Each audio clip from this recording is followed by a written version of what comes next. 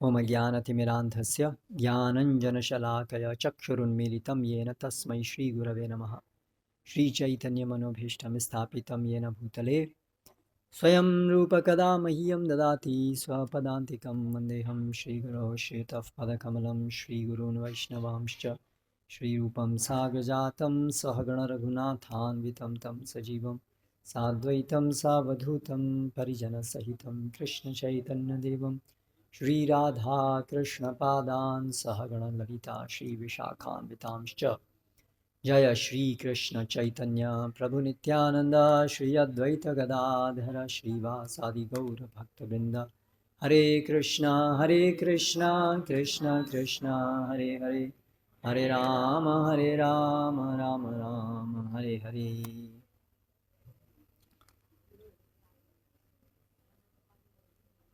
आचार्यों का वास्तव में तिरोधान नहीं होता है।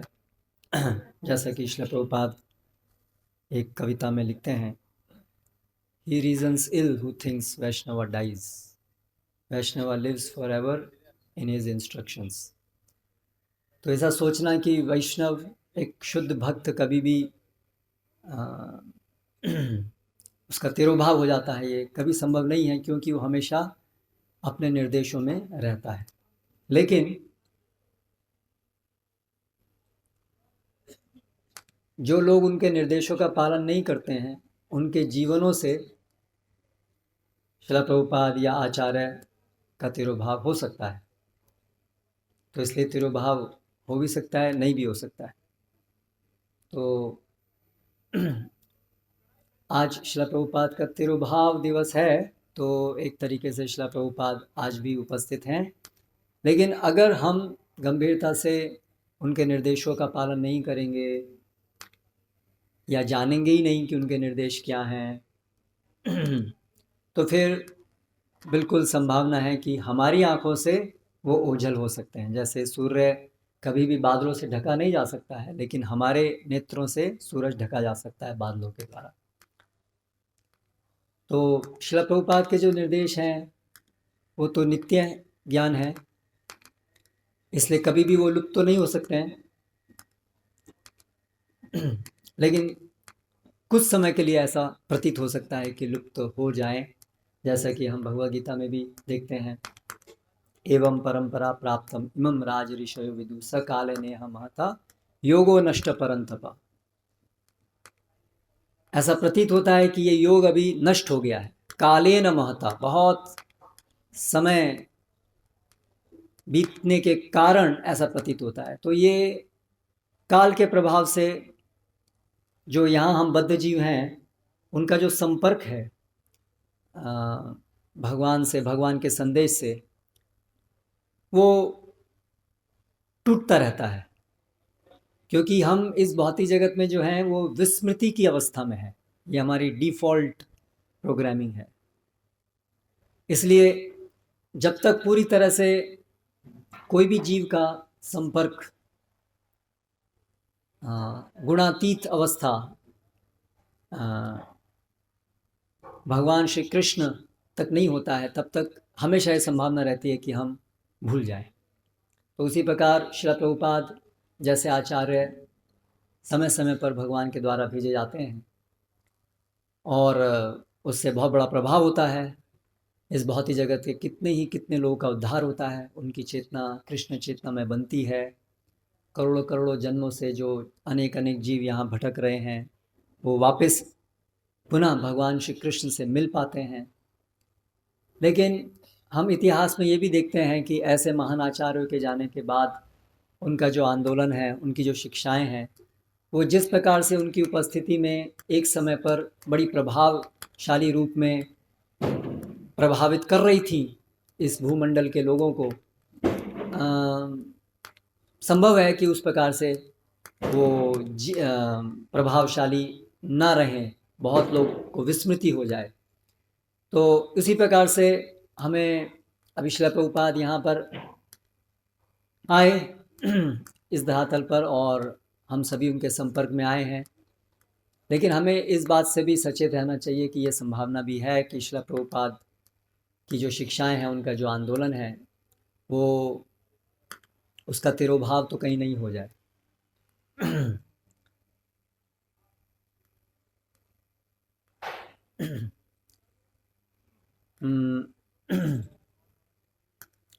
श्रील प्रभुपाद ने भी ऐसा बताया कि इस आंदोलन को, क्योंकि चैतन्य महाप्रभु की इच्छा है, तो इस आंदोलन को इस प्रकार से कोई रोक नहीं सकता। लेकिन यदि जो इसको वहन करने वाले हैं, इस आंदोलन को चलाने वाले हैं, इसमें जो भाग लेने वाले हैं, यदि वही लोग शिथिल हो जाएं या ईर्ष्या द्वेष के कारण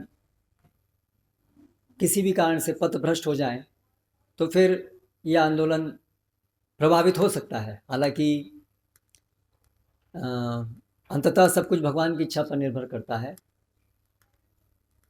और इस जगत में प्रचार कार्य में भक्तों की इच्छा और भगवान की इच्छा दोनों के बीच में एक आदान प्रदान रहता है। भगवान की इच्छा भक्तों की इच्छा के आधार पे से प्रभावित होती है। जैसे वासुदेव दत्त प्रार्थना करते हैं चैतन्य महाप्रभु से कि सभी जीवों का पाप आप मुझे दे दीजिए, जिससे सभी जीवों का उद्धार हो। तो चैतन्य महाप्रभु कहते हैं कि क्योंकि आपकी ऐसी इच्छा है, इसलिए सभी जीवों का उद्धार हो। तो भगवान अपने शुद्ध भक्तों की इच्छा के अनुसार इस जगत के अंदर जीवों का उद्धार करते हैं, और भक्तगण भगवान की इच्छा पे आश्रित रह करके प्रचार कार्य का प्रयास करते हैं। तो दोनों ही तरह से कार्य होता है। अद्वैताचार्य की प्रबल इच्छा के कारण श्री चैतन्य महाप्रभु अवतरित हुए। तो यानी कि श्रील प्रभुपाद की प्रबल इच्छा के कारण भगवान श्री कृष्ण ने इस प्रकार शक्ति प्रदान की श्रील प्रभुपाद को कि वो इस वर्तमान कलयुग में, जैसे मानो कलयुग के प्रवाह को इन्होंने रोक दिया हो। तो अभी श्रील प्रभुपाद के जो अनुयायी हम लोग हैं, यदि हम बड़ी निष्ठापूर्वक ऐसी इच्छा रखेंगे और ऐसे प्रयास करेंगे कि ये श्रील प्रभुपाद का आंदोलन चलता रहे जब तक संभव हो, कम से कम श्री चैतन्य महाप्रभु की भविष्यवाणी के अनुसार इस स्वर्णिम युग में 10,000 साल तक चलता रहे, ऐसी अगर हम प्रबल इच्छा रखेंगे और ऐसा गंभीरता से प्रयास करेंगे तो निश्चित रूप से वो होगा। लेकिन यदि हम लोग उसको गंभीरता से नहीं लेंगे या पथभ्रष्ट हो जाएंगे, तो फिर उसमें कुछ विचलन हो सकता है। तो श्री चैतन्य महाप्रभु की इच्छा के कारण ही ये सब अंततः हो पा रहा है। चैतन्य महाप्रभु की इच्छा और उनके साथ जुड़ी है उनके भक्तों की इच्छा, दोनों एक साथ। पृथ्वी थे आचे चौथो नगर आदि ग्राम, सर्वत्र प्रचार होइबे मोरा नाम, ये उनकी इच्छा है और यही हमारी आशा है। इसकी वजह से हम जो भी कुछ कर पा रहे हैं, तो अभी बहुत अच्छा हमारे पास समय है अपना उद्धार करने के लिए। जन्म सार्थक करी कर परोपकार, अपना जीवन सार्थक करने के लिए और अन्य लोगों को भी देने के लिए। हम जो भी प्रचार कर पा रहे हैं, ये हमें जितना आसान लगता है हम कर पा रहे हैं, जो भी वो इतना आसान नहीं है, लेकिन भगवान की करुणा से ये सब हो पाता है। हम अपनी भी जो भी भक्ति सेवा कर पाते हैं वो भी अंततः भगवान पर निर्भर, सब कुछ भगवान पर निर्भर है। हम कितना प्रचार कर पाएँ, क्या कर पाएँ, किस प्रकार कर पाएँ, वो सब कुछ अंततः भगवान की इच्छा पर निर्भर है। और भक्त ये जानते हुए प्रचार कार्य में अपना भरसक प्रयास करता है, लेकिन अंततः वो जानता है कि भगवान की जैसी इच्छा वैसा होगा। जैसे हम देखते हैं श्रील प्रभुपाद भी अनेक प्रयास किए, लेकिन ऐसा नहीं है कि प्रभुपाद जो भी प्रयास किए वो तुरंत सफल हो ही गया, विफल भी हुए। लीग ऑफ डिवोटीज जैसे एक उदाहरण है। अच्छा चल रहा था, ऐसा लग रहा था कि सब अच्छे से डेवलप होगा, लेकिन अचानक कुछ ही दिन के अंदर ऐसी परिस्थितियां बनी कि वो जो लीग ऑफ डिवोटीज़ के रूप में श्रील प्रभुपाद ने जो आंदोलन आरंभ किया था वो बंद हो गया। तो इस प्रकार से हमें भी ये ध्यान रखना है, अंततः तो भगवान की इच्छा है, लेकिन जब हमारे प्रयास सतत रहेंगे तो हमें भगवान की इच्छा धीरे धीरे विदित होगी। हो सकता है एकदम से ना पता चले, इसलिए कुछ चीज़ें हमें बदलनी पड़ेंगी, मतलब बदलनी पड़ेंगी इन द सेंस जो हमारा लक्ष्य को प्राप्त करने का जो मार्ग है उसको थोड़ा बहुत एडजस्ट करने की आवश्यकता पड़ेगी। जैसा कि हम देखते हैं श्रील प्रभुपाद भी अमेरिका में गए और उन्होंने वहाँ की स्थिति का अवलोकन किया। यद्यपि जाने से पहले ही उनके एक मूलभूत स्ट्रेटजी, योजना उनकी थी, मूलभूत योजना, लेकिन उस मूलभूत योजना के अंतर्गत बहुत सारी छोटी छोटी ऐसी डिटेल्स थी जो श्रील प्रभुपाद ने वहाँ जाकर के जो अवलोकन किया परिस्थिति का, उसके अनुसार उसको थोड़ा बदला। ये भी हम देखते हैं। तो ये सब चीज़ें हमें ध्यान रखनी होंगी। तो श्रील प्रभुपाद के इस आंदोलन का तिरोधान ना हो, उसके लिए हम सभी क्या कर सकते हैं? क्या हम कुछ कर सकते हैं? हम इतने छोटे छोटे जीव हैं, हम इतना बड़ा श्रील प्रभुपाद का आंदोलन ये चलता रहे, क्या हम उसमें कुछ वास्तविक योगदान दे पाएंगे? ये भी प्रश्न उठता है। तो वास्तव में सही है कि हम तो बहुत इंडिविजुअली, व्यक्तिगत रूप से हम बहुत छोटे हैं, हमारे एक से क्या होगा। लेकिन दूसरी तरफ हम सब जो एक एक हैं, भगवान की शक्ति को प्राप्त कर सकते हैं अगर हम भगवान को प्रसन्न कर पाए तो, जिससे वो एक एक भी भगवान की कृपा से बड़ा बड़ा कार्य कर सकते हैं। हम रामायण में देखते हैं एक छोटी सी गिलहरी भी और हनुमान, दोनों से भगवान प्रसन्न होते हैं क्योंकि वो अपना सर्वश्रेष्ठ प्रयास करते हैं। तो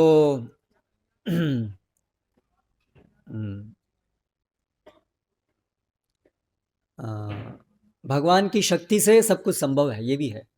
तो इसलिए भले ही हम छोटे छोटे हैं, लेकिन अगर भगवान की इच्छा होगी और अगर हम योग्य पात्र बन पाएंगे तो भगवान हमें वो शक्ति भी देंगे कि इस आंदोलन में हम इस प्रकार से योगदान दे पाएँ कि ये आंदोलन चैतन्य महाप्रभु की इच्छा के अनुसार चलता रहे। और दूसरी चीज़, हम भले ही छोटे छोटे भी रहें, लेकिन अगर छोटे छोटे मिल जाते हैं तो उनकी शक्ति बढ़ जाती है।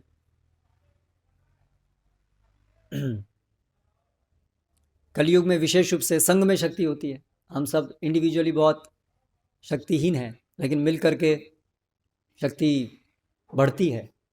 तो इसलिए ये भी, जैसे शिव बाबा ने बोला कि अगर मेरे जो अनुयायी हैं वो सब आपस में अच्छे से मेल जोल करके कार्य करेंगे तो ये आंदोलन को रुकेगा नहीं। तो ये सब चीज़ें बड़ी महत्वपूर्ण हैं जो हमें चिंतन करने की हैं। तो सर्वप्रथम तो श्रील प्रभुपाद का ये आंदोलन चलता रहे, तो उसके लिए हमें आंदोलन है क्या, पहले तो ये समझना अच्छे से ज़रूरी है। नहीं तो आंदोलन सही चल भी रहा है कि नहीं चल रहा है हमें पता ही नहीं चलेगा। और हमारा उसमें क्या सबसे अच्छा योगदान किस तरह से हम कर सकते हैं, वो व्यक्तिगत रूप से हमें हमारे गुरु के मार्गदर्शन में जानना होगा और अपने को उसके अंदर नियोजित करना होगा। तो पहले थोड़ा श्रील प्रभुपाद का आंदोलन क्या है। अभी एक बड़ी महत्वपूर्ण पुस्तक आने वाली है परम पूज्य भक्ति विकास स्वामी महाराज द्वारा, उसका हम प्रतीक्षा कर रहे हैं बहुत समय से, mood and mission of Srila Prabhupada. तो शायद व्यास पूजा के समय में आ जाए, ऐसी संभावना है। नहीं तो कम से कम गौर पूर्णिमा तक, ऐसा रीसेंट न्यूज़ है। तो उसमें बहुत विस्तार से हमें गहराई से जानने को मिलेगा कि श्रील प्रभुपाद का मूड एंड मिशन क्या है। श्रील प्रभुपाद ने संक्षिप्त में, प्रभुपाद ने अपनी पुस्तकों में उस बात को बार बार बताया है, और जो श्रील प्रभुपाद की पुस्तकों का अध्ययन करते हैं वो उसे अपनी गंभीरता के स्तर के अनुसार समझते हैं। तो श्रील प्रभुपाद ने मुख्य रूप से, उनका आंदोलन क्या है, तो चैतन्य महाप्रभु का आंदोलन ही उनका आंदोलन है। पहले तो कोई भी आचार्य का अपना कोई आंदोलन नहीं होता है। आचार्य का आंदोलन मतलब कृष्ण का आंदोलन, जो कृष्ण का मिशन है वो इनका मिशन होता है, कोई का मिशन अलग नहीं होता है। इसलिए हमारा भी कभी कोई अलग मिशन नहीं होना चाहिए। हमें अपना कोई मिशन शुरू नहीं करना है। मिशन एक ही है, कृष्ण का मिशन, और दूसरा कोई मिशन नहीं है संसार में, और किसी दूसरे मिशन की जरूरत नहीं। तो वो जो एक मिशन है श्रील प्रभुपाद का, कि लोगों को कृष्ण भावनामृत दिया जाए। एक जगह अभी पत्र में एक भक्त जो है श्रील प्रभुपाद को सुझाव दे रहे हैं कि प्रभुपाद, संसार में ऐसे बहुत सारे अलग अलग धर्म हैं, क्रिश्चियनिटी है, इस्लाम है, तो ये सब लोगों को एक साथ करने के लिए हम कुछ सभी धर्मों के अंदर सामंजस्य बैठाने की कोशिश करें। इंटरफेथ डायलॉग एक ऐसा तरीका कि सब सर्वधर्म, सब हम एक ही हैं, सब मिलें, अच्छी अच्छी बातें जो हैं एक दूसरे को उसको अप्रिशिएट करें। और एक दूसरा तरीका था, सुझाया गया कि हम अलग अलग धर्मों में क्या क्या त्रुटियां हैं वो बताएं, इसमें ये गलत है, इसमें ये गलत है, इसमें ये गलत है, जिससे कि लोगों को पता चले। और फिर एक था कि हम हिस्टोरिकली प्रूव करें कि कृष्णा कॉन्शियसनेस हिस्टोरिकली तथ्य है, कृष्णा हिस्टोरिकली तथ्य है, ये सब चीज़ें करें। तो श्रील प्रभुपाद ने प्रत्युत्तर में लिखा कि हम देखते हैं क्रिश्चियनिटी जो है, जीसस क्राइस्ट हिस्टोरिकली थे, ये प्रूव्ड है, लेकिन फिर भी ऐसा नहीं कि संसार में सब लोग क्रिश्चियनिटी को स्वीकार करते हैं। हम देखते हैं कि बहुत बार हम ये प्रूव करते हैं कि यहाँ ये गलत है, यहाँ ये गलत है, लेकिन फिर भी लोग ऐसा नहीं कि उसको छोड़ देते हैं, जिसमें उनकी जो भी बहुत गहरी आस्था है फिर भी उसको चलाते रखते हैं। और अगर हम लोगों की बुराइयाँ निकालने को प्राथमिक ध्यान देंगे तो लोग हमारे दुश्मन बनेंगे। इसलिए श्रील प्रभुपाद कहते हैं सर्वश्रेष्ठ तरीका है कि लोगों को वो अलौकिक अनुभव प्रदान किया जाए, कृष्ण भावनामृत का अलौकिक अनुभव की एक झलक प्रदान की जाए, जिससे चाहे फिर वो कोई भी धर्म का होगा, कोई भी मान्यता का होगा, उस अलौकिक अनुभव की झलक प्राप्त करने से वो इसको अपने जीवन में अपनाएगा। तो श्रील प्रभुपाद अमेरिका जब गए तो श्रील प्रभुपाद ने पुस्तक लेके गए और श्रील प्रभुपाद टॉम्स्किन स्क्वायर पार्क में पहली बार नगर संकीर्तन बाहर कीर्तन किए 4 घंटे, फर्स्ट टाइम। और वहाँ पर जितने भी लोग थे किसी को कुछ नहीं पता है कृष्णा के बारे में, एक्सेप्ट उनके साथ में कुछ उनके उस समय के बिल्कुल नए नए अनुयायी थे 2-4। और वहाँ पर वो सब लोग जो थे वो 4 घंटे प्रभुपाद जी जो गा रहे थे हरे कृष्ण धुन, उससे वो पूरा एक अलग ही दुनिया में पहुँच गए, आध्यात्मिक जगत में पहुँच गए वो लोग उस समय के लिए, है ना। और उसका जो प्रभाव जो उनके जीवन में हुआ, वो जो एक्सपीरियंस जो था, उससे धीरे धीरे अनेक लोग उनके फिर अनुयायी और उनको पालन करने लगे, उनकी क्लासेस में आने लगे।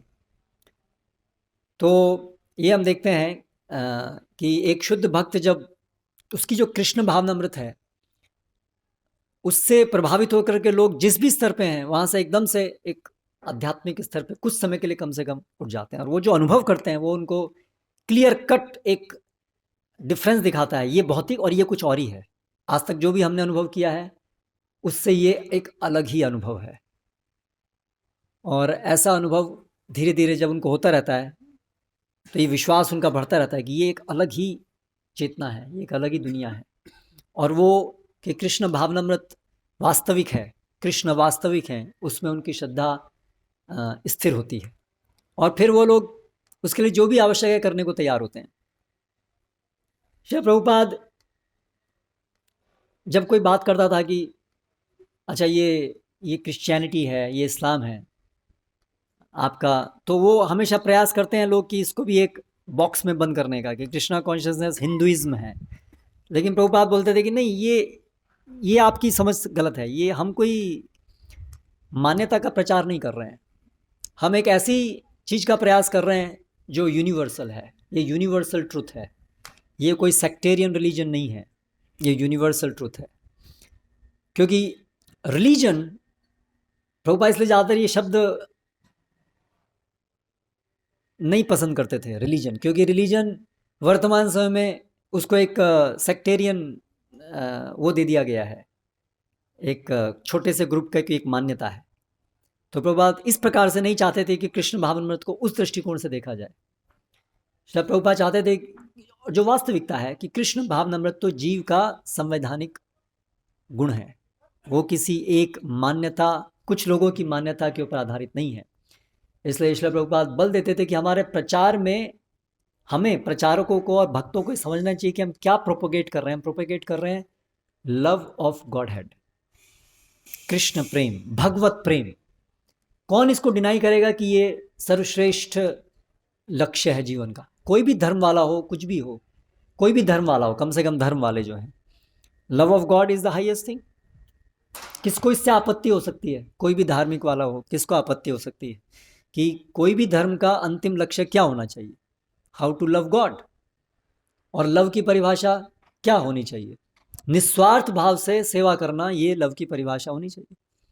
अगर बदले में हमें कुछ चाहिए सेवा के बदले में, तो वो तो उच्च स्तर का नहीं हुआ, वो शुद्ध प्रेम नहीं कहा जा सकता, जिसमें बदले में कुछ हमें अपना सुख चाहिए। तो ये कॉमन सेंस की बात है, इसको एक्सेप्ट करने में किसी को समस्या नहीं होनी चाहिए। तो श्री प्रभुपाद बोलते थे, ठीक है, आप जो भी धर्म पालन कर रहे हैं, क्या आपका यही लक्ष्य है? अगर लक्ष्य है तो आप और हम एक ही हैं, हमारे कोई अंतर ही नहीं है। तो वास्तविक में क्या है, जैसे प्रभुपाद जी क्रिश्चियन वर्ड में गए तो उन्होंने इस बात के ऊपर ही जोर दिया। आप कहते हैं गॉड, यस गॉड, गॉड, आप गॉड की बात करते हैं, फिर दाउ शैल नॉट किल, जो गॉड का कमांडमेंट है, आप उसको इतने खुलेआम क्यों तोड़ते हैं? कितने सारे क्रिश्चियंस जो हैं वो बड़े बड़े स्लॉटर हाउस, सब लोग मांस खा रहे हैं, क्या मतलब है इसका? आप कह रहे हैं आप गॉड कॉन्शियस हैं और आप जो हैं भगवान के आदेश का पालन, फिर गॉड कॉन्शियसनेस का मतलब क्या है? तो गॉड कॉन्शियसनेस मतलब भगवत प्रेम का बेसिक है ओबीडियंस। लव ओबीडियंस पे आधारित है ना। अब लव करना चाहते हैं और ओबीडियंस नहीं है तो लव क्या करेंगे? तो इस पॉइंट के ऊपर प्रभुपाद जी प्रचार करते थे कि yes, what we are teaching, हम भगवान के दास हैं, ये हमें सिखाना है। लव ऑफ गॉड का ये बेसिस है, हम भगवान के दास हैं। दास होने का मतलब क्या है? पहला, आदेश का पालन करना। तो आपके जीवन में दिखना चाहिए कि आपका जीवन भगवान के आदेश का पालन करने वाला होना चाहिए और आपको बदले में कुछ अपने लिए नहीं चाहना होना चाहिए।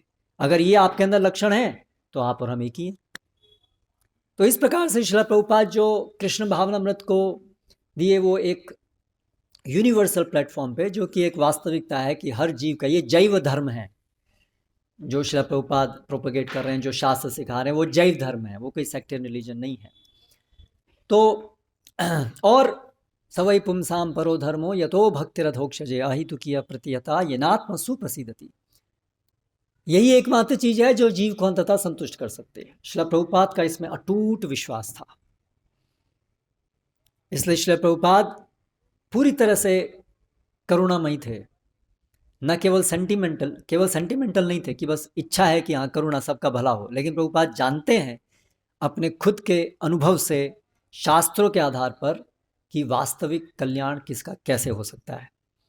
इसलिए श्रील प्रभुपाद केवल और केवल कृष्ण भावनामृत को ही कल्याण का आधार बनाए, अन्य किसी चीज़ के ऊपर उन्होंने अपनी अटेंशन को डाइवर्ट नहीं किया, क्योंकि कल्याण इसी तरह से हो सकता है, केवल और केवल कृष्ण भावनामृत से ही जीव का कल्याण हो सकता है।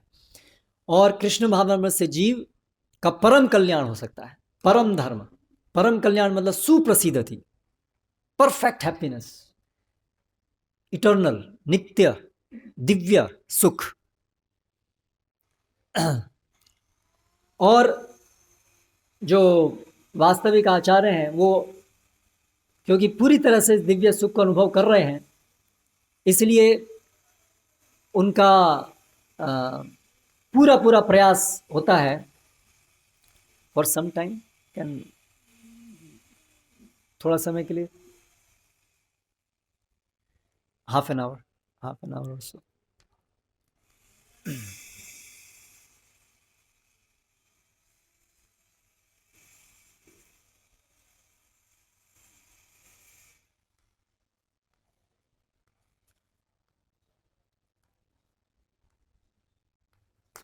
तो आचार्य जो है इस प्रकार से पूरा जोर शोर से, अपनी पूरी जी जान से प्रयास करते हैं कि ये जो परम सुख है ये हर जीव को मिल पाए, हर जीव को। मनुष्य ज़्यादा उसके लिए आसान है स्वीकार करना, इसलिए मुख्य फोकस मनुष्य पर रहता है। लेकिन साथ साथ अनजाने में नहीं, लेकिन जिस भी छोटे से छोटे रूप में सभी पेड़ पौधे जानवरों का भी उद्धार होता ही है। हरे कृष्ण मंत्र की ध्वनि जो है वो कानों में जाकर के, ये सब के कारण आचार्य सब जीवों का उद्धार, पूरे ब्रह्मांड में सब जीवों का उद्धार करना चाहते हैं। तो श्रील प्रभुपाद अभी वर्तमान में इस कलयुग के अंदर वर्तमान समय में आए हैं। तो हर एक आचार्य जो है उस पर्टिकुलर टाइम में क्या सबसे अच्छा तरीका है कृष्ण भावनामृत का प्रचार करने का, उससे कुछ स्ट्रेटजी बनाते हैं। क्योंकि अंततः जो कृष्ण भावनामृत का प्रचार करना है वो उसके लिए कोई नया तरीका निकालने की जरूरत नहीं है। कृष्ण भावनामृत नित्य है, कृष्ण भावनामृत को प्रचार करने का, प्रभावित करने का, प्रसार करने का तरीका भी नित्य है। वो कोई नया इन्वेंशन की जरूरत नहीं है उसमें, और इन्वेंशन से हो भी नहीं सकता है ना। तो साधना भक्ति, रूप गोस्वामी पूरा उसको बताए हैं कि भक्ति में प्रगति कैसे होती है, जीव कैसे भक्ति को स्वीकार करता है, भक्त कैसे भक्ति में आगे बढ़ सकता है। ये नित्य ज्ञान है, इसमें बदलाव संभव नहीं है। उसके ये जो नित्य तरीका है भक्ति संपन्न करने का, उसमें कुछ ऐसे चीज़ें जो हैं उसके अंदर एडजस्टमेंट हो सकता है जो लोगों को इस जो भक्ति का तरीका है उससे संपर्क में लेके आने में समय के अनुसार कुछ बदलाव हो सकता है, लेकिन पद्धति तो वही रहेगी। तो जैसा कि हम देखते हैं शास्त्रों में वर्णित है, रूप गोस्वामी विस्तार से समझाते हैं कि भक्ति कैसे कोई व्यक्ति लेता है। आदौ श्रद्धा, और विश्वनाचार्य ठाकुर एक तात्पर्य में और विस्तार से बताते हैं कि आदौ श्रद्धा, लेकिन श्रद्धा से पहले भी एक साधुओं का संपर्क यहाँ से आरंभ होता है। और उससे फिर जब साधु जो हैं, भक्त जो हैं, लोगों के पास जाते हैं, उनको कृष्ण के विषय में बताते हैं, ये इनके इन प्रकारेण उनके कानों में कुछ कृष्ण के विषय में जाता है, ये इनके इन प्रकारेण वो कुछ जाने अनजाने में सेवा भी करते हैं। उसके द्वारा उनकी जो सुसुप्त चेतना है, कृष्ण चेतना, उसका विकास होना शुरू होता है। सबसे पहले एक श्रद्धा उत्पन्न होती है, आरंभिक श्रद्धा, और उसके बाद में फिर श्रद्धा उत्पन्न होने पर व्यक्ति साधु संघ के लिए खुद ललायित होता है और साधु संघ में कृष्ण विषय ज्ञान को सुनता है, और इस तरह से उसकी श्रद्धा और अधिक पोषित होती है। और उसके बाद फिर वो व्यवस्थित तरीके से भजन क्रिया आरंभ करता है, जिसमें सर्व से पहले गुरु आश्रय लेता है, फिर आगे बढ़ता है दीक्षा, और उसके बाद फिर अलग अलग गुरु के मार्गदर्शन में सेवाओं, भगवान कृष्ण की सेवाओं में नियोजित होता है, और उससे धीरे धीरे फिर उसकी अनर्थ निवृत्ति होती है, और उससे फिर और आगे बढ़ते उसका निष्ठा उत्पन्न हो जाती है। उसके संशय जो है वो सब समाप्त हो जाते हैं, सब नष्ट हो जाते हैं, और अनर्थ प्राय नष्ट हो जाते हैं। और उसके बाद फिर आगे बढ़ता हुआ उसको अंदर रुचि उत्पन्न होती है, अभी खुद भगवान की सेवा करने की एक रुचि उत्पन्न होती है। फिर आगे चल करके वो प्रगाढ़ हो जाती है, आसक्ति में परिवर्तित हो जाती है, और फिर इसके बाद एक भाव, बहुत बहुत बहुत जो प्रेमांकुर बोलते हैं जिसको, भाव प्रेम का अंकुर है वो उत्पन्न होता है, और फिर प्रेम प्राप्त होता है, परम लक्ष्य। ये क्रमबद्ध रूप से व्यक्ति की कृष्ण चेतना का विकास होता है। तो आचार्य इस पद्धति को एक जो भी जिस समय में वो भेजे जाते हैं भगवान के द्वारा, उसमें इस पद्धति को कैसे क्रियान्वित करना है उसकी वो एक विशिष्ट योजना बनाते हैं।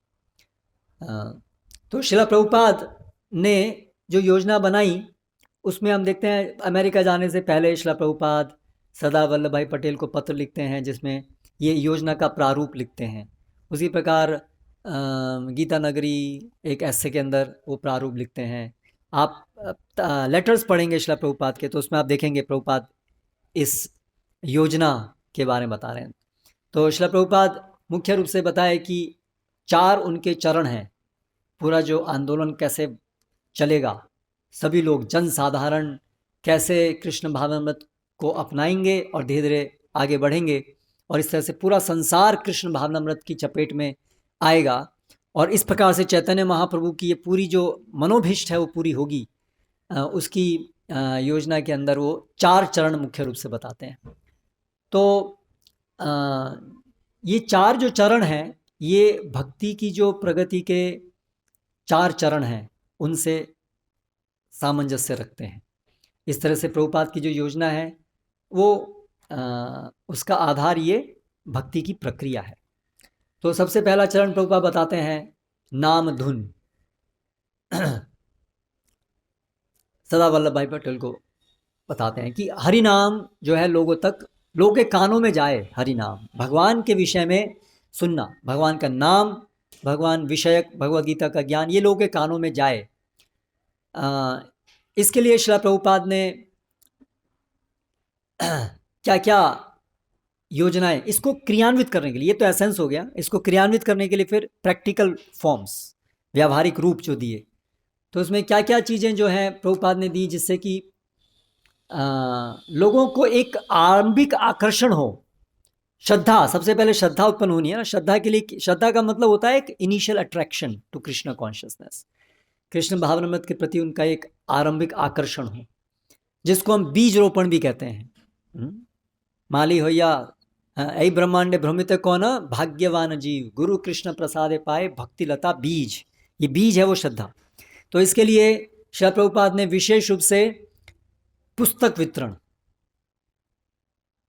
ये जो है बीज आरोपण करने का एक प्रैक्टिकल वर्तमान समय में प्रभुपाद ने डिवाइस किया, मीन्स बुक डिस्ट्रीब्यूशन और अपने गुरु महाराज के दिशा निर्देश पर। तो ये है एक स्ट्रेटजी, प्रैक्टिकल कैसे किया जाए। ये बुक डिस्ट्रीब्यूशन जिस प्रकार से प्रभुपाद ने शुरू किया, पूर्ववर्ती आचार्यों ने उस प्रकार से नहीं किया था, वहाँ डिफरेंट स्ट्रेटजी थी उस समय के लोगों के अनुसार। प्रक्रिया वही है बेसिक, आदव श्रद्धा साधु संगा वो सब वही है, लेकिन उसको इम्प्लीमेंट करने का व्यावहारिक तरीका अलग अलग है, क्योंकि लोग बदलते रहते, परिस्थितियाँ बदलती रहती हैं। पहले ब्रह्मचारी घर घर जा कर के भिक्षा टन करते थे, सन्यासी जाते थे, और उस जाने के माध्यम से उनको ये बीज आरोपित भी करते थे, है ना। अभी सन्यासी लोग का जाना, घर घर जाना भी बड़ा मुश्किल हो गया है। अभी तो सब कंपाउंडेड सोसाइटीज़ हैं, गेटेड सोसाइटीज़ हैं, और सबके बड़े बड़े कुत्ते हैं बाहर, और उसमें लिखा रहता है beware of dogs and sannyasis, sorry beware of dogs, sannyasis are not allowed, ऐसा लिखा रहता है स्पष्ट। Beggars and sannyasis are not allowed, correct, beggars and sannyasis are not allowed. तो ऐसी परिस्थिति में फिर अभी जो आचार्य होते हैं उनको थोड़ा टैक्टिक्स कुछ लगानी पड़ती हैं। तो इसलिए अभी आज के उसमें हम लोग फिर अभी इंटरनेट भी यूज़ करना पड़ेगा, जिससे कि हम वो जो वॉच डॉग हैं उनको हम लोग लांग करके सीधा अंदर प्रवेश कर पाएँ। तो ऐसे अलग अलग प्रैक्टिकल मीन्स अपनाने पड़ते हैं। तो श्रील प्रभुपाद ने वर्तमान समय के लिए एक बहुत महत्वपूर्ण तरीका जो स्थापित किया है ये बीज आरोपण के लिए, वो है ये पुस्तक वितरण। तो श्रील प्रभुपाद इसीलिए अपने साथ ये ग्रंथ लेके गए, पब्लिश करके फर्स्ट कैंटो लेके गए, और श्रील प्रभुपाद बक्सा भर करके, यही प्रभुपाद का धन था जो प्रभुपाद ले गए, बक्सा भर के ले गए थे। बाकी तो और कुछ नहीं था, 40 रुपये थे, लेकिन ट्रंक भरे हुए थे फर्स्ट कैंटो के। तो ये क्योंकि इनकी स्ट्रेटजी थी ये पुस्तक वितरण, और उनके गुरु महाराज ने उनको ये बताया था कि आप जो है पुस्तक वितरण, पुस्तक लिखो, छापो, और ये करना है। तो प्रभुपाद बोलते हैं ना, उनके कानून जो देख रहे थे, उन भक्ति का, शुद्ध भक्ति का उनको जो इम्प्रेशन है, जो ज्ञान है, बहुत सारी चीज़ें हैं वो सब उनके पिता से मिली, लेकिन ये एक स्ट्रेटजी, ये एक विशेष चीज़ जो है उनको उनके गुरु महाराज से मिली। तो इस प्रभुपाद गए। उसके बाद श्रील प्रभुपाद ने ऐसे ये नगर संकीर्तन, टॉम्स्किन स्क्वायर पार्क में जाना और कक्षाएं लेना शुरू करना, अलग अलग जगह जगह जाके भक्त लोग नगर संकीर्तन करना, ये सब चीज़ें जो थी वो उनकी पहला चरण था। तो ये हो गया बीजारोपण, श्रद्धा। इस प्रकार से प्रभुपाद ने आयोजित किया कि लोगों को हम आकर्षित कर पाएँ। आकर्षित कर पाएँ मतलब उनको कोई डिस्को डांस दिखा करके और फैशन शो करके आकर्षित करना, ये भक्ति का तरीका नहीं है। आकर्षण करना है किसके लिए? भक्ति में आकर्षित करना है ना। हमें भीड़ इकट्ठा नहीं करनी है। आकर्षित करने का अर्थ ये नहीं किसी भी तरीके से भीड़ इकट्ठा करना, ये इस तरह से भक्ति प्रचार नहीं होता है। आकर्षित करना है, आकर्षित किसके प्रति आकर्षित? भक्ति के प्रति आकर्षित। तो इसलिए आकर्षण के तरीके जो होने चाहिए वो बोनाफाइड होने चाहिए, है ना।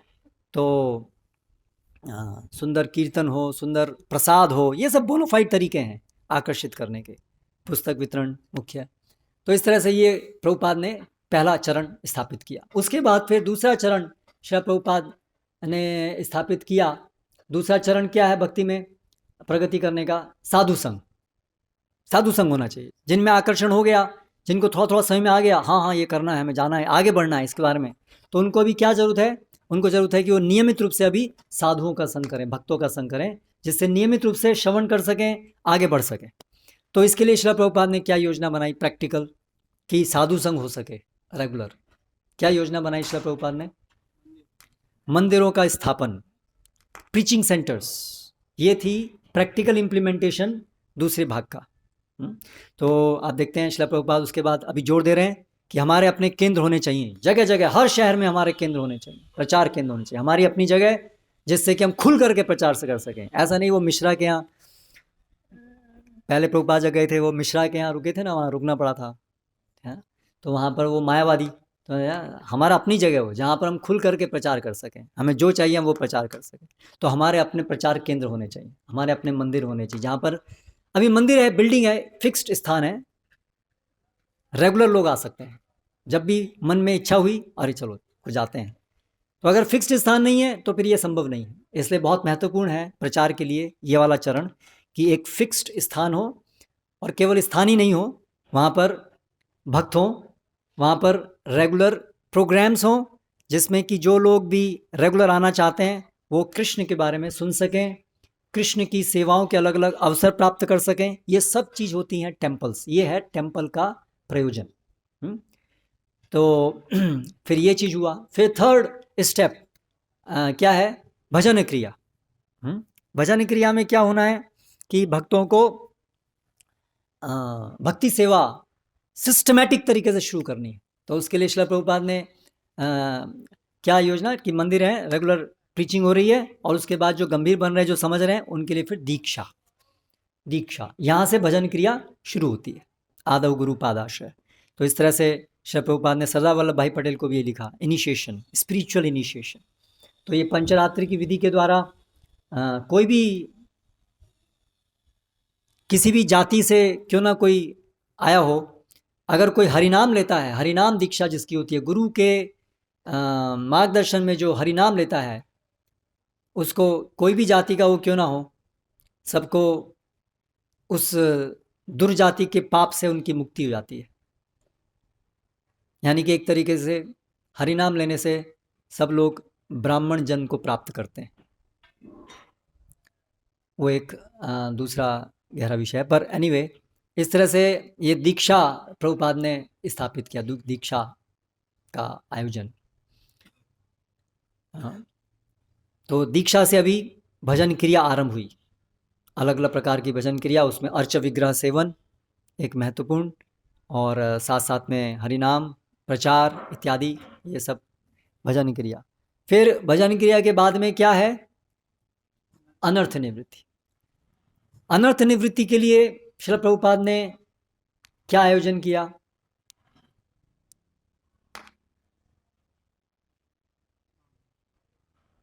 तो अनर्थ निवृत्ति के लिए आयोजन है सिंपल लिविंग। ये अनर्थ निवृत्ति के लिए आयोजन है कि हमारा जो जीवन है वो हमारी मूलभूत जो आवश्यकताएं हैं, केवल उसी पे हमें आश्रित रहना चाहिए। गाय और जमीन से मूलभूत आवश्यकताओं को प्राप्त अगर हम करेंगे तो हम अनर्थों में नहीं पड़ेंगे, है ना। अभी हम कुछ दिन पहले जो लेक्चर भी सुने थे, एक अनर्थ उपशमम साक्षात भक्ति योगम अधोक्षज, उसमें प्रभुपाद बताते हैं कि ये आधुनिक सभ्यता क्या है? ये अनर्थ बढ़ाने वाली सभ्यता है। सभ्यता होनी चाहिए अनर्थ निवृत्ति, और ये है अनर्थ प्रवृत्ति, है ना। तो इसीलिए श्रील प्रभुपाद ने जो चौथी धारा है अनर्थ निवृत्ति के लिए, प्रभुपाद का आयोजन है कि इस पूरी आधुनिक सभ्यता को ख़त्म करना है, डिमोलिश दिस मॉडर्न सिविलाइजेशन, तभी अनर्थ खत्म होंगे, क्योंकि जब तक ये मॉडर्न सिविलाइजेशन जो है वो मूर्तिमान स्वरूप है अनर्थों का। ये बात हमें समझनी चाहिए। मॉडर्न सिविलाइजेशन मीन्स अनर्थ, क्योंकि यहाँ सब बिना मतलब की चीज़ों को ही बनाया जा रहा है और उसका प्रोपेगेंडा हो रहा है ना। सब बिना मतलब की, बिना अर्थ नहीं है। वास्तविकता ये हमारी मूलभूत आवश्यकताएं नहीं है, उससे फिर लोभ जनित होता है, अनावश्यक चीज़ों के पीछे हम भागते हैं, लोभ जनित होता है। तो जब अनर्थ अगर निवृत्ति नहीं होगी तो हमारे आगे प्रगति कैसे होगी। इसीलिए श्रील प्रभुपाद ने ये फार्म कम्युनिटीज़ को प्रोपगेट करना इसको दिया। अभी श्रील प्रभुपाद जो पहले 3 चरण थे वो तो श्रील प्रभुपाद अपनी उपस्थिति में ही उसको स्थापित करके गए मूवमेंट के अंदर, लेकिन जो चौथा चरण था उसके लिए प्रभुपाद ने ब्लूप्रिंट दिया और कुछ कम्युनिटीज़ शुरू हुई, आरंभिक स्तर पे थी, लेकिन श्रील प्रभुपाद चले गए और वो चीज़ें पूरी क्रियान्वित नहीं हो पाई। और प्रभुपाद एक तरीके से कहें तो प्रभुपाद ने हम पर कृपा करके हमारे ऊपर ये कार्यभार सौंप के गए कि अभी ये जो है चरण ये आप पूरा कीजिए। और प्रभुपाद यही बताया कि ये चरण बहुत बड़ा चरण है, ये 50% भाग है श्रील प्रभुपाद के पूरे आंदोलन का। तो उसकी वजह से लोगों की जब अनर्थ निवृत्ति होगी तब आगे बढ़ेंगे। प्रभुपाद बोलते हैं by establishing this farms this animal civilisation will be destroyed. ये जो पशु जैसी जीवन शैली है उसका नाश होगा। और प्रभुपाद बोले अगर book distribution and farms these are our solid programmes,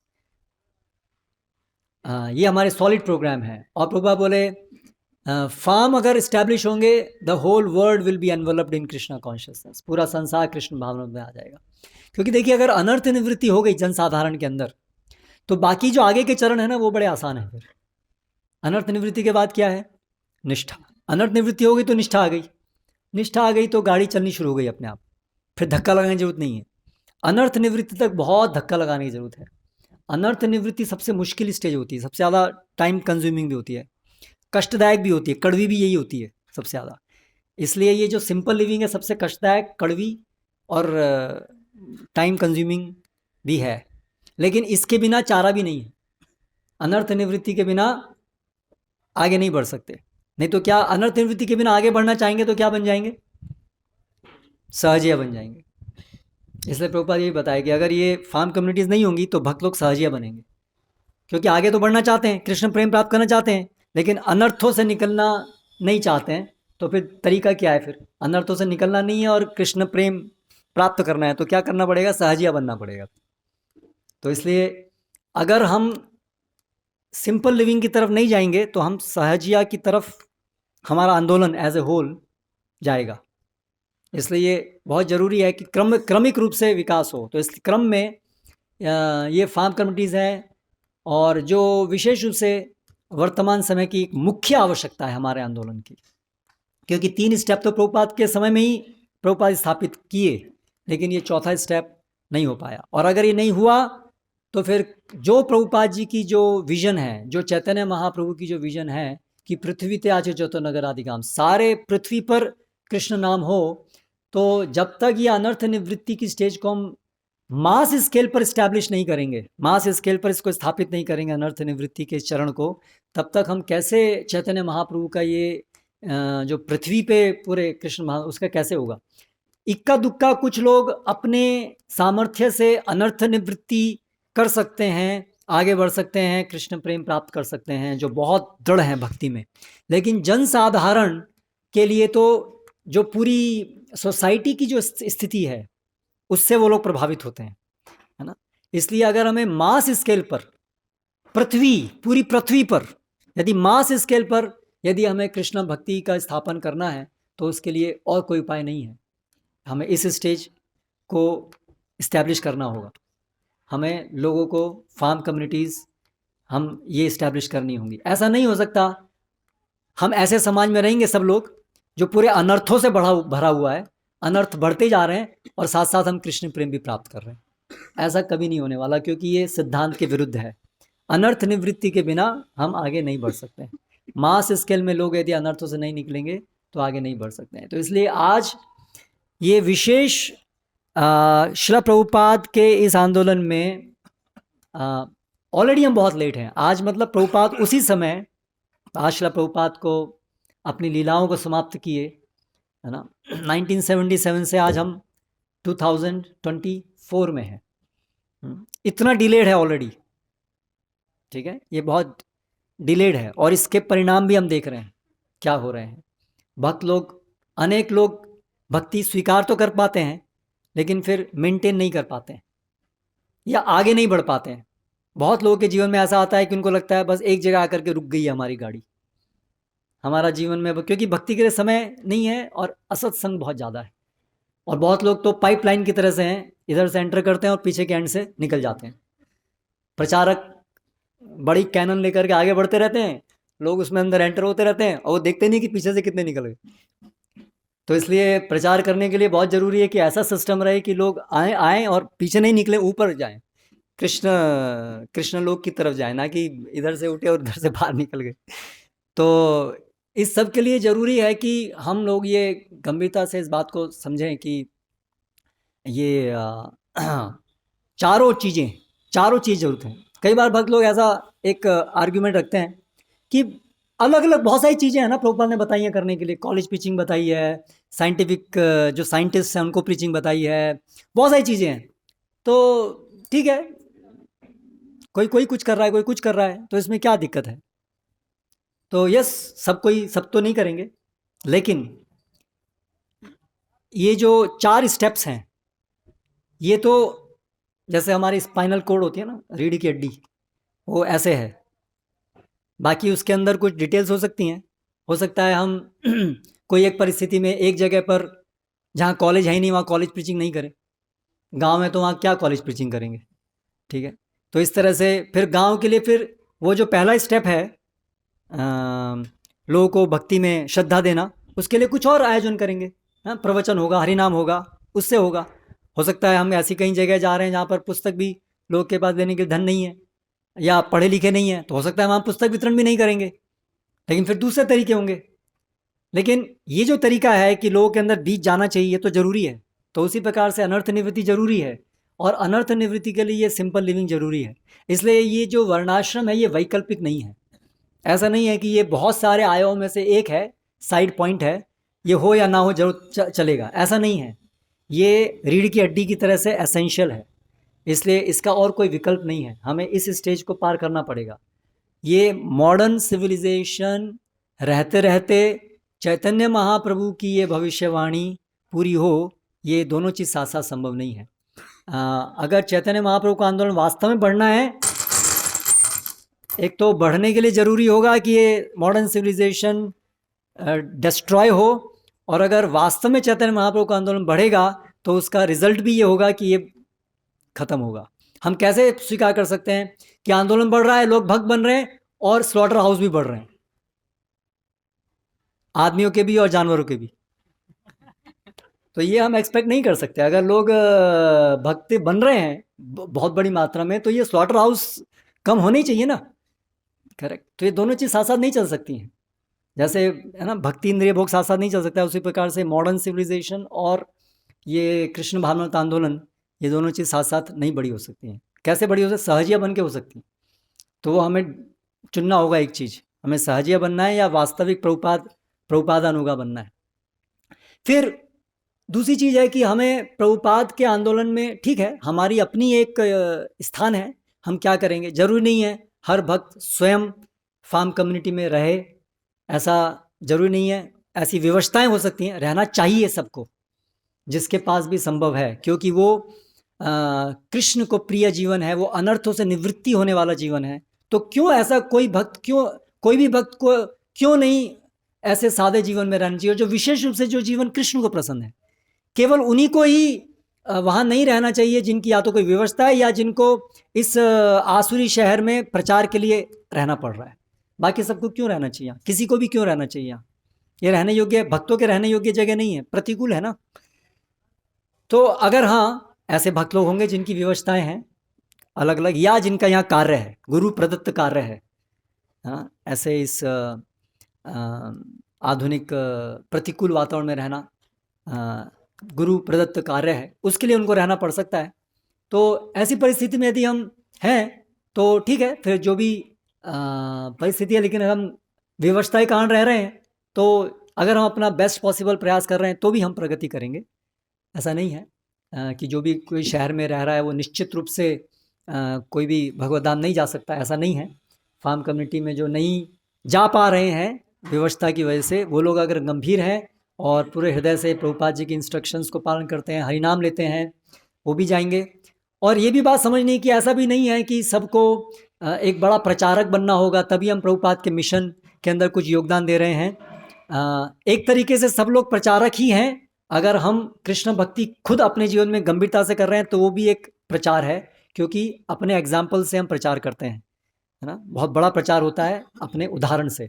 तो हर भक्त जैसे माताएं हैं, तो ऐसा ज़रूरी नहीं है कि जब तक माताएं जो हैं वो भी बहुत ज़्यादा बुक डिस्ट्रीब्यूशन नहीं करती हैं, इस प्रकार से उनका भी कोई यूट्यूब चैनल नहीं है, इस प्रकार से वो बड़ी बड़ी क्लासेस नहीं लेती हैं, एक बड़े स्पीकर के रूप में प्रसिद्ध नहीं है, तब तक वो प्रभुपाद के आंदोलन में भाग नहीं ले रही हैं। इवन मेल मेंबर्स भी, जरूरी नहीं है कि मंदिर का हर भक्त जो है उसका एक यूट्यूब चैनल है, उसके पास लैपटॉप होना चाहिए और उसके भी एक बहुत सारे, ऐसा ज़रूरी नहीं है।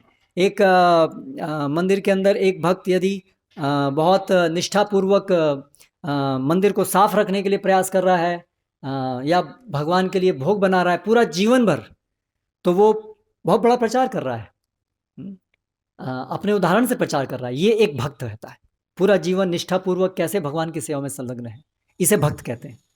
तो उसके उदाहरण से वो प्रचार कर रहा है और उसके शुद्ध भक्ति के प्रभाव से भगवान प्रसन्न होकर के अनेक जीवों को उस मंदिर में बुलाएंगे कि यहाँ जाओ, यहाँ भक्तों का संग करो। तो इस तरह से प्रचार को एक ब्रॉड उसमें भी हमें देखना है कि केवल लेक्चर देने से ही प्रचार नहीं होता है ना। प्रचार के अंदर बहुत सारे अलग अलग आयाम हैं, हाँ, लेकिन कुछ लोगों को लेक्चर देना जरूरी है ना। उसी प्रकार से कुछ लोगों को अर्चक विग्रह की सेवन भी जरूरी है, कुछ लोगों को मंदिर के लिए मंदिर बनाना है, मंदिर के लिए कलेक्शन भी करना है ना। तो ये सब चीज़ें ज़रूरी हैं। हमें हमारा स्वभाव हमारे लिए बेस्ट पॉसिबल क्या है वो हमें देखना होगा।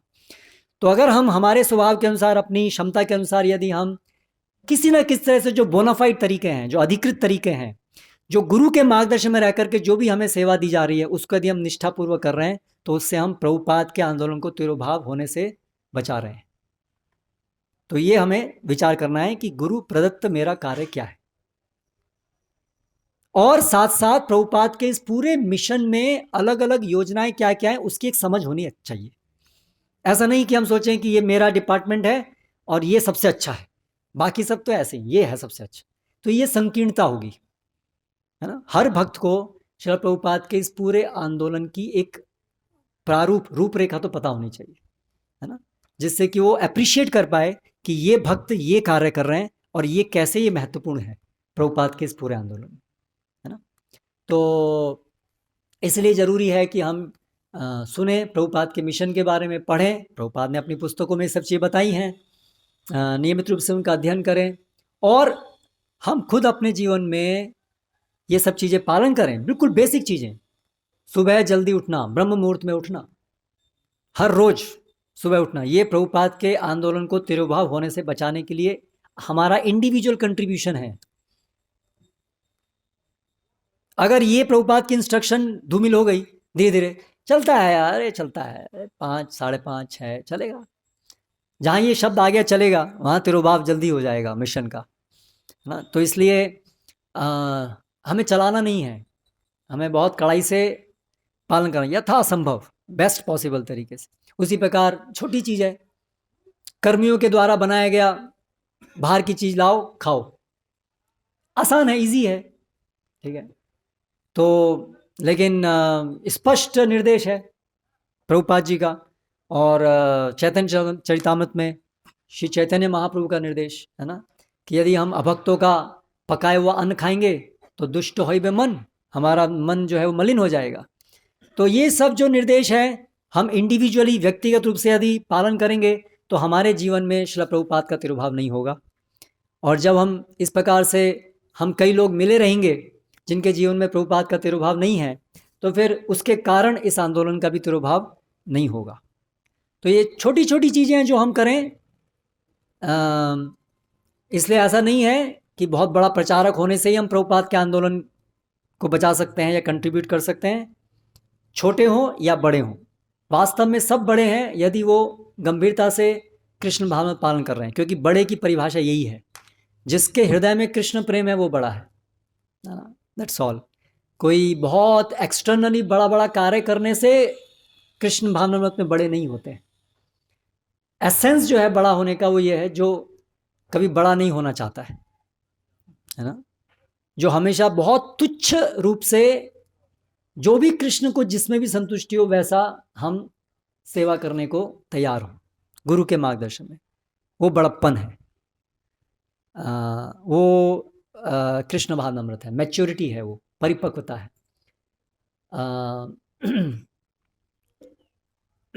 तो आज के दिन प्रतिदिन पूरे जीवन पर्यंत जीवन हम इसके ऊपर मेडिटेट करें और अपने जीवन में इसको अपनाएं कि श्रील प्रभुपाद का जो भी निर्देश इंस्ट्रक्शन है हम गंभीरता से अपने जीवन में सब पालन करें। हरे कृष्णा। श्रील प्रभुपाद की जय। अभी पुष्पांजलि होगी 12:15 बजे। कोई प्रश्न है किसी का? माइक नहीं है? ओके। तो जैसा मतलब 50% मिशन है वर्णाश्रम, तो उसमें कभी कभार ऐसा अन्य भक्तों से सुनने को मिलता है कि वर्णाश्रम मतलब वर्णाश्रम का एसेंस है कि मटेरियल लाइफ को स्पिरिचुअल लाइफ के अनुकूल बनाना। तो जैसे कि फार्म है वो मटेरियल लाइफ को स्पिरिचुअल लाइफ को अनुकूल बनाता है, ऐसा जीवन, तो वो एक ऑप्शन है। और दूसरे बहुत सारे ऑप्शन हैं, आप शहर में रहकर भी अगर आपकी मटेरियल लाइफ को या न प्रकार अगर स्पिरिचुअल लाइफ के अनुकूल बना सके, वो भी वर्णाश्रम है। मान लीजिए कुछ बाहर हम जाते हैं, काम करने जाते हैं, तो अभक्तों का संग होता है, तो उससे बचने के लिए कुछ आपस में अगर 4-5 भक्त मिल करके अगर कुछ खुद का कुछ बिजनेस खोल दे जिसमें सब भक्त हैं आपस में, तो भी वर्णाश्रम का ही मॉडल है। तो इस देखिए, वर्णाश्रम तो बहुत स्पेसिफिक टर्म है। वर्ण आश्रम शास्त्रों में बताए गए हैं, इसका क्या मतलब है, वर्ण क्या क्या होते हैं। कुछ भी काम करने से वो वर्ण नहीं बनता है।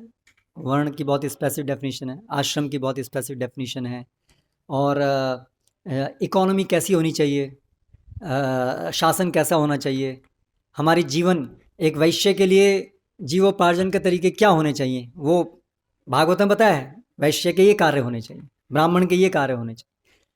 हम जो भी स्थिति में है उससे उसके एसेंशियल प्रिंसिपल को लेकर के उससे कुछ बेस्ट पॉसिबल ट्राई करें, वो डवटेलिंग हो सकती है। इस तरह से हम अपने को नियोजित करने का प्रयास कर रहे हैं, लेकिन हम ये नहीं कह सकते हैं कि वही वर्णाश्रम है। वो वर्णाश्रम की तरफ एक शुरुआत कही जा सकती है, उसके एसेंशियल प्रिंसिपल को मद्देनज़र रखते हुए एक शुरुआत कही जा सकती है, लेकिन वो प्रभाव तो अलग अलग होगा। ऐसा तो नहीं होगा कि एग्जैक्टली वैसा ही हो जाएगा, है ना। अगर हम ऐसी सिविलाइजेशन में रह रहे हैं जहाँ पर कि काउ स्लॉटर पे आधारित है वो, मान लीजिए, ठीक है, सारी जो चीज़ें आप उपयोग कर रहे हैं, ठीक है, तो अगर आपकी व्यवस्था नहीं है और आप वहीं शहर में रह रहे हैं, ठीक है, तो फिर वो जो काउ स्लॉटर हो रहा है आपके जीवन शैली, आप जो भी उपयोग कर रहे हैं उसकी वजह से, तो वो उसका पाप कर्म कहाँ जाएगा और क्यों आपको नहीं लगेगा? तो फिर वो अनुकूल एग्जैक्टली कैसे हुआ? आप शहर में रह कर के आप जो जो ये पाप जो उसके भागी बन रहे हैं, डायरेक्टली इनडायरेक्टली आपको सपोर्ट कर रहे हैं ना उसको, तो वो आपको कैसे प्रभावित नहीं करेगा? आप कैसे उसको नलीफाई कर पाओगे? कैसे आप एग्जैक्टली वर्णाश्रम जैसा कर पाओगे? क्योंकि वर्णाश्रम मतलब पाप रहित, केवल पुण्यशाली जीवन। तो आप मॉडर्न सिविलाइजेशन में रहते हुए अनुकूल बनाने का प्रयास जो करोगे, उसका जो पूरा बेसिस है वही पाप से युक्त है। उसके अंदर आप कुछ माइनर एडजस्टमेंट कर सकते हैं, लेकिन क्योंकि उसका पूरा बेसिस ही पाप से युक्त है, तो उससे आप कैसे नलीफाई कर पाओगे उसको? तो इसलिए वो केवल एक कुछ परसेंटेज शुरुआत कही जा सकती है। अगर आपके पास फाइनल विकल्प तुरंत उपलब्ध नहीं है या उस तरफ आप चरण में बढ़ रहे हैं उस तरीके से, बट अगर आप सोच रहे हैं कि उसका एक विकल्प है, उसकी ज़रूरत नहीं है, तो वो तो एक भ्रांत धारणा है।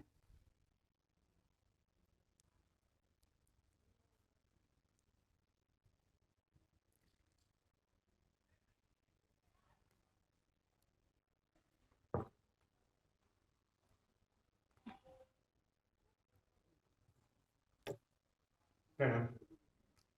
प्रभु जी, आपने अपने प्रवचन के दरमियान मेल जोल इसके ऊपर बल दिया, बताया कि प्रभुपाद ऐसा चाहते थे कि उनके अनुयायी आपसी मेल जोल के साथ आगे प्रगति करें।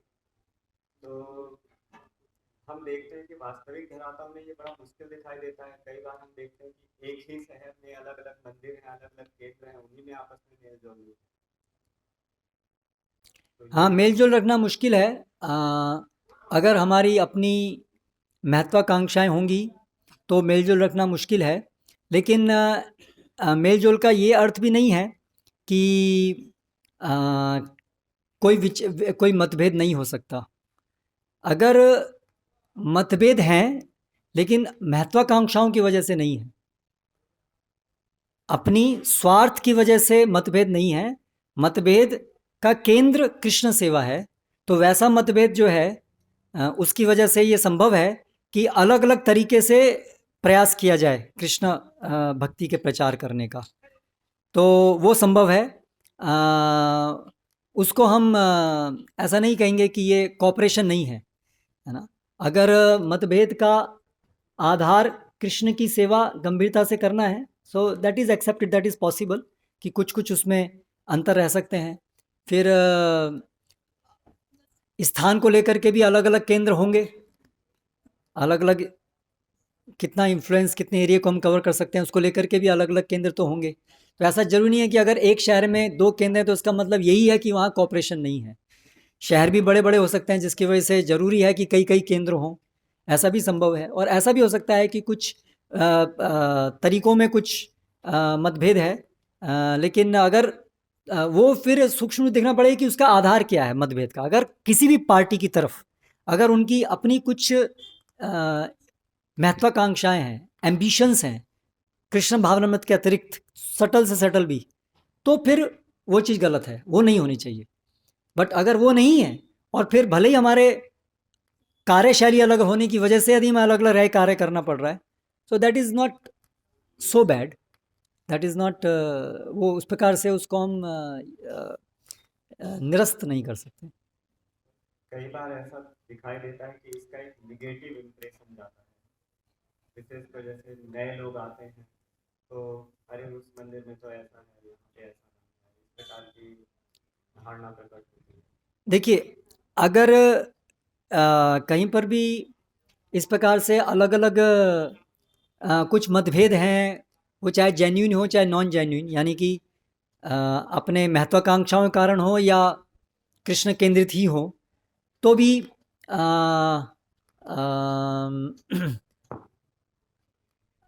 कुछ जो नए लोग हैं उनके अंदर कुछ उससे क्या कहेंगे उसको, कन्फ्यूजन इस प्रकार से क्रिएट हो सकता है, लेकिन वो दुर्भाग्यपूर्ण है, लेकिन वो 100% अवॉइडेबल नहीं है। कुछ लोगों को कन्फ्यूजन कभी भी किसी भी परिस्थिति में भी होगा। अगर एक ही मंदिर होगा तो भी ऐसा नहीं है कि फिर किसी लोगों को कन्फ्यूजन हो ही नहीं सकता है। जिनको कन्फ्यूज होना है वो किसी भी चीज़ को लेकर कन्फ्यूज हो सकते हैं, ऐसा भी है। करेक्ट। प्रभुपाद प्रचार कर रहे हैं, प्रभुपाद जैसे शुद्ध भक्त को लेकर के भी लोगों को डाउट्स कन्फ्यूजन है, कृष्ण को लेकर भी लोगों को डाउट्स कन्फ्यूजन है, राम को लेकर के भी कन्फ्यूजन है, तो हम जैसे लोगों की तो बात क्या है। तो इसलिए वो यूटोपिया हमें एक्सपेक्ट नहीं करना चाहिए कि कोई ऐसा तरीका है जिससे कि कहीं कोई कन्फ्यूजन क्रिएट नहीं होगा, सब ऐसा वैकुंठ जैसा यहाँ हो जाएगा, वैसा यहाँ नहीं होने वाला है ना। और वहाँ आध्यात्मिक जगत में भी कैंप्स तो अलग अलग हैं, but they are completely Krishna centred, वो अलग बात है। यहाँ पर महत्वाकांक्षाओं की वजह से भी रहेगा, लेकिन वो यूटोपिया नहीं होगा। तो इसलिए we should go on trying best. हमें अपने हृदय में देखना चाहिए कि हम तो कुछ ऐसी महत्वाकांक्षा नहीं रख रहे हैं, एम्बिशन, वो हमें देखते रहना चाहिए। उसके अतिरिक्त वो हमारे हाथ में नहीं है। फिर अन्य सबके लिए वो सबको इंडिविजुअली अपना अपना देखना होगा कि उनका क्या वो शुद्ध रूप से कार्य कर रहे हैं। और अगर ऐसा कर रहे हैं दोनों पक्ष, तो ठीक है, दोनों कृष्ण की सेवा के लिए कर रहे हैं, दोनों की महत्वाकांक्षा नहीं। ओके, टाइम हो गया अभी। हरे कृष्णा। शिला प्रभुपाद की जय। शिला प्रभुपाद तिरुभाव तिथि महोत्सव की जय।